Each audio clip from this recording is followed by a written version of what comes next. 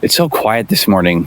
I actually grew up in this area, or pretty close to here, and this lake was our favorite place that we come to and swim. You know, we come with our friends, and it's really quiet this morning, and it's so peaceful, and I kind of getting a little sentimental just hanging out here. But this has nothing to do with the video. I just thought I would share that. But okay, today I kind of want to do something a little bit, well, it's not off topic because I like to talk about Bibles, but you know, if you're a fan of the channel, you know that I like to do something called casual conversations, where I talk about Bible translations, and just kind of like that's what their name is, casual conversations. I just talk off the top of my head about my thoughts about different translations.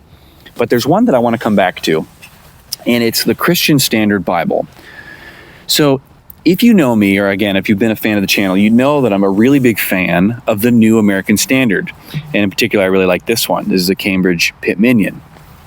Well, like I said, fan of the New American Standard, and there's a lot of things that I like about it. But one of the common criticisms of the New American Standard is that it's not readable. And usually when people say that, what they mean is because the emphasis of the New American Standard is on being very formal, right? That it's very word for word. That doesn't always, I guess pun intended, doesn't always translate well into other languages, especially when you're trying to be as accurate as possible. And this brings up the discussion between dynamic and formal equivalence, right? Which is better, thought for thought or word for word? And the New American Standard very much so tries to be a word for word translation. And that's one of the reasons why I really like it.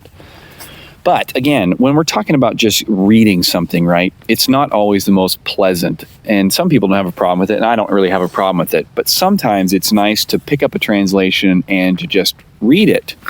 Well, some years ago, actually 2021, I believe, or 22, I picked myself up a copy of the Christian Standard Bible. And this was just a cheap hardback, nothing fancy, very simple. It's kind of like a pulpit pew Bible, not pulpit, but a pew Bible.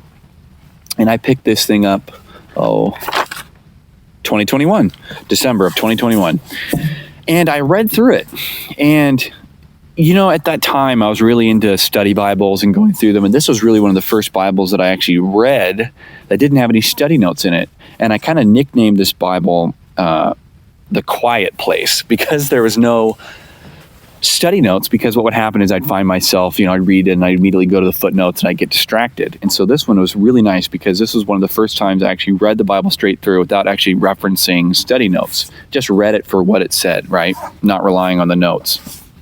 And like I said, so this Bible, I don't really ever talk about it. I don't really ever bring it up, but it's kind of special to me. And the Christian Standard Bible I really liked because it was, if you're not familiar, I made a video talking about it, but the Christian Standard Bible does a translation philosophy, which they call optimal equivalence. So remember I said there's formal, that's word for word.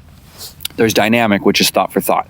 Well, the CSB tries to do what they call optimal equivalence, which is they try to be in the middle, which is try to give a word-for-word translation when possible, but they're not afraid to go dynamic if they need to. So if something makes more sense if it's said in a different way, they're not afraid to do that.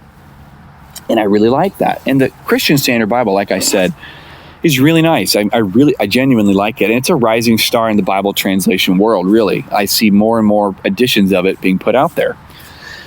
But like I said, I read through it and I really like it. But there's something which is, I recently watched a review done by Rev Reads. It's a great channel. I definitely recommend you check him out. His name's Shawn Wilson. He does a lot of great stuff, Bible book reviews. And his favorite translation he mentioned was the HCSB. Now, if you don't know, the HCSB, this edition here, that is my edition, is the predecessor to the CSB. So what they did is Holman, right? They're a Bible publisher. They're actually the oldest Bible publisher in America. They made their own translation of the Bible called the Holman Christian Standard Bible. And it was originally, actually the idea, it was the brainchild of Arthur Farstad, who was the general editor of the New King James. And he wanted it to be a majority text translation. Well, unfortunately, he died before that was able to come to fruition. And so the text is based on the critical text, which if you don't know, I'm a big fan of the majority text.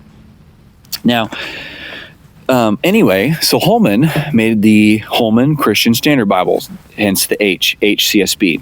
Well, and it was wasn't super popular. I mean, it was around for a bit, and then in 2016, I believe, is when they updated it and they made the Christian Standard Bible.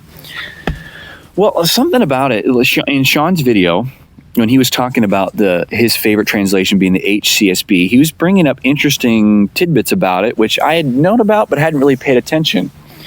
Little unique things. And I'll be honest, he really got me excited to pick up a copy of the HCSB. And so I've been this year doing my Bible reading. I started early doing my Bible reading through the HCSB. And I'm going to tell you guys, I am really enjoying it. It's really, in some ways, it's really quirky, right? But I think that's part of the charm. You know, when we're talking about Bible translations, right, especially the main formal translations, such as the New King James, the ESV, the New American Standard, you know, those, right? Those Bibles, even the CSB, they all more or less sound very similar, right? They're a little different, but they sound the same.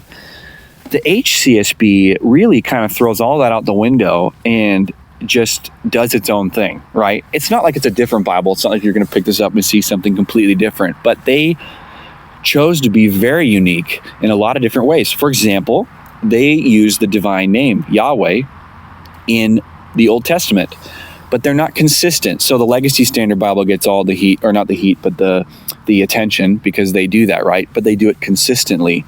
The HCSB only does it whenever someone addresses God or whenever God draws attention to his name. My name is this, right? I am Yahweh. Then they actually write Yahweh in the text. So it's kind of like the King James, because the King James would put Jehovah, but they didn't do it consistently. So I actually really like that. It's really cool. It makes, whenever they do say God's divine name, it makes it stand out to me. But it's not so much that, you know, one of my complaints, which isn't a complaint, it's a personal issue, a preference, right? With the Legacy Standard Bibles, the Yahweh, it's just not my favorite because it's so much, right? And there's nothing wrong with that. But I like how the HCSB does it, because when they do say Yahweh, I pay attention to it. Versus if I was reading the Legacy Standard Bible, I would kind of get, you know, tune it out after a while. But whenever they translate it, it stands out to me because it's not universal, but it's only when God's drawing attention to his name. So I think that's really cool. Another thing is in the New Testament, they consistently translate the word doulos, right, as slave. Most translations say bondservant or servant. And the Legacy Standard Bible, again, gets a lot of praise and attention because they also do that as well. And so something Shawn brought up in his video is he talks about how he loves the HCSB, but it kind of got shunned because of this. And then now the Legacy Standard Bible comes along and everyone loves it. And so it was kind of a little ahead of its time. But one of the things that I like about the HCSB is that they kind of take, and this could be a negative for you, in my mind, right? They take poetry and they kind of just throw it out the window, you know, from what I've seen so far, right? I read through the Psalms and I read through some other portions in the New Testament. And it's all about just getting you information, which again, because I'm so used to reading the Bible in the standard formal, they all kind of come from the King James tradition, right? The ESV, King James, New King James, New American Standard. They all kind of come from a tradition. So it's accurately saying the same thing the HCSB is, but they word it in a way that's familiar. Whereas in the HCSB, they don't care. They just do it. They get the information out there. And because it's so different, it's kind of quirky. I really like it. At least I've really been enjoying it. And I've really been on a HCSB kick. When they updated it, right, because it wasn't really selling, you know, it was kind of, fading away, right? Well, they updated it in 2016 made it into the CSB. They dropped the Holman name, which I think is good because a lot of people think, well, why is the publisher name in the title? So now it's just the Christian Standard Bible. And they took out the Yahweh stuff and they just put in Lord. And in the New Testament, they put bondservant, I believe, or servant. And they reworded it. So they made it more poetic and they made it sound. So it's much more than an update, right? I would say it's its own translation. A lot like the New King James isn't really an update of the King James so much as that it's its own translation in that vein. So the HCSB is really different in a lot of ways than the CSB. But you guys, I've just been really enjoying it. Again, It's out of print, though, so if you want to get a copy, I would recommend trying to find one. They're a little harder to find. I found this one in a used bookstore, and it's like the perfect size. You know me, I mean, I like compact Bibles, and the Pit Minion here, the whole deal about the Pit Minion is it's a little bit bigger and thin. This is a little bit thicker, but the footprint here is pretty close, right? But the print, funny enough, because it's, well, this one's used, so it's really thick, but this Pit Minion is, but the font is actually about the same size, if not bigger, than this Pit Minion. So, and you can get these in CSBs. I'll put a link for that below, but if you wanted to find this exact one, it's out of print, you'd have to study, look around for it. It's simply just called the large print compact HCSB, and I'll put the ISBN number in the footnote. But this one cost me $8. And like I said, it's so quirky, but I've really been enjoying it, especially because I'm so used to reading in traditional standard translations that going outside the box is really refreshing in a way, just because it's like meeting an old friend for the first time. I don't know how to word that right. I'm very familiar with the Bible, but reading it differently and just with a different lens has been really fun. So I'm actually planning on making a video talking about how I'm planning to read through the Bible this year. I kind of made my own Bible reading plan, so that should be pretty fun. I'll make that next. But anyway, if you haven't yet, get yourself a copy of the HCSB, or if you have a copy, give it another try, read through it. It's really fun. I've really been having a ball doing it. So again, hope this helped you guys out. Maybe it didn't. It doesn't really matter. I'm going to go ahead and take in the scenery of this pretty lake one more time, and then I'm going to get to work. So anyway, God bless you guys. I'll talk to you later. Bye-bye.